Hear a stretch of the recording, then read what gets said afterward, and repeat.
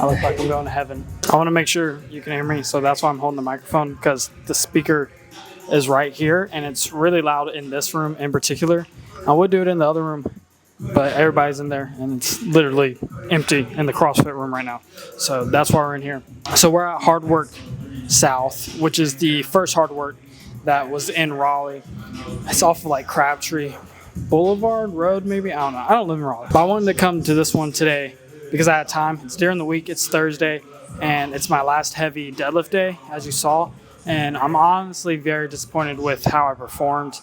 I wanted to hit 545, and I could not get it for the life of me. I tried it 3 different times and just wasn't moving. And I've hit 545 once. I haven't been able to move it since. I don't know if it's a programming, diet, or just fatigue thing right now. I mean, those all 3 of those could play a factor. It just hasn't been moving the way I've wanted it to. Saw the 525 and it just moves so slow off the floor. It was a struggle to move it. Honestly, on meet day, we're probably not going to go past that. We'll probably go 505 opener, 525 second, and then shoot for 545 for third, and most likely it won't move. I believe that was the last heavy deadlift day.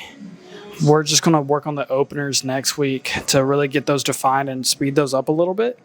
But other than that, it's been kind of a hectic day. But once we get home, we'll go over what I'm wearing to the meet. So it's actually a few days later. I have gotten taken out by my allergies.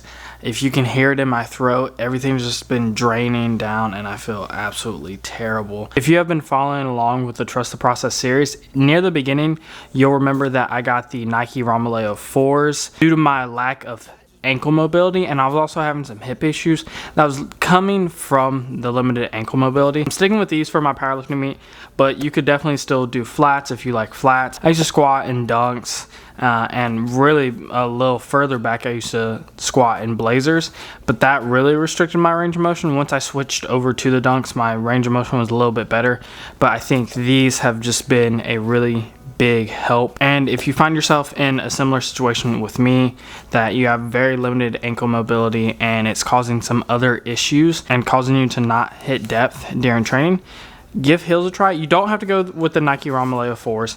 I just went with these because I think they look the absolute best. I think they're cool looking. Some heels look goofy to me. The second biggest thing I would recommend, and I would even recommend this over the heels or even a belt, is going to be knee sleeves. These particular ones are the SPD Momentum Powerlifting knee sleeves. SPD most recently has come out with a few different ranges of knee sleeves. They have their normal ones, their weightlifting ones, and their powerlifting ones. The powerlifting ones are a little bit stiffer. I know some people don't like that. I do. For me, I wanted not super stiff like an Inzer or an A7 rigor mortis, but something with a little bit more flexibility. I know these are more expensive than the A7 Rigor Mortis. I think they're the same price as the Inzers, but usually people are, if you're spending the top dollar, they go in between these or the Inzers. I know I didn't want something as stiff as the Inzers, and I think this was a perfect choice for me and what it kind of worked out to be. They are super expensive though. The normal SVD sleeves that are just 7mm and not labeled powerlifting or weightlifting, those are, I believe, 88, and I think for the Momentum it's like 92, I believe. Just don't quote me on that. Go look on the website. And then the weightlifting ones I think are the cheapest, I think. These have held up very well for me. I've had no issues with them, no like seam splitting or anything like that. I will say though, I had to buy a second pair, but that's not SVD's fault. I lost the first pair. But sometimes that's just how life is. If you buy something once and you know you really can't find a good enough replacement, you have to buy it a second time. So that's what I did. I've loved them. I've had no issues with them. And I'm gonna keep on wearing them until I don't anymore for some reason. If I have the SBD knee sleeves, you can go ahead and guess what my third item is going to be, and you're probably right. It's the 13mm SBD powerlifting belt. It is the best belt I've used, but I haven't used great belts in the past.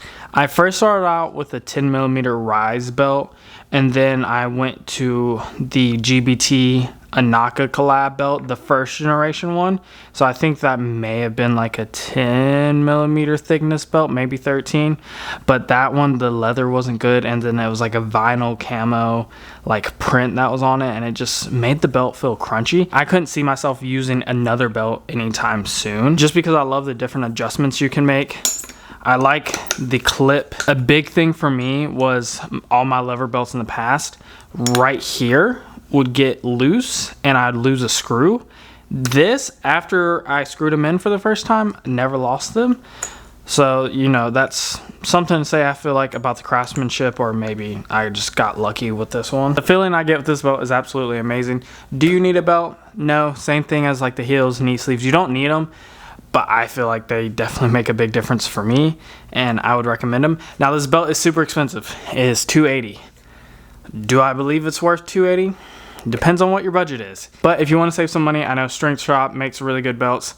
So does A7. They make some cheaper belts, and so does Pioneer. Now, SBD also makes the 10mm version of this, but I always tell people you're just going to want to get the 13 anyways eventually. So save your money, get a 13mm belt. Just save your money and get it, because it's going to last a while anyways. It's not something you buy once a year. This is something you'll probably have for 6, 7, maybe even 8 years, and it's worth the money if you see yourself powerlifting or even just like heavy power building for years to come. So I couldn't recommend it more. I love it. I think it's great. Here's the shoes that I may eventually switch to on squats.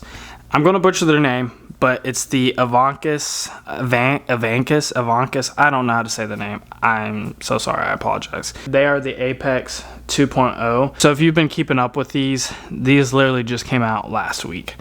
I was able to get a pair. I grabbed them. I got the all white. The main reasoning why I got these was I was wearing Vivo barefoot shoes on bench, and I wasn't having an issue with slippage, but my heel was coming up. Like, it wasn't actually physically coming up, but due to like the cupping of the heel, it looked like it was. I'm not trying to get called on that. And then also, I just wanted to try these out for deadlifts. I was spilling out of the Vivos, and I wasn't really liking that. I liked my foot pressure, and I liked how I could feel the floor, but I didn't enjoy how it felt like my pinky toes were going across the side of the shoes.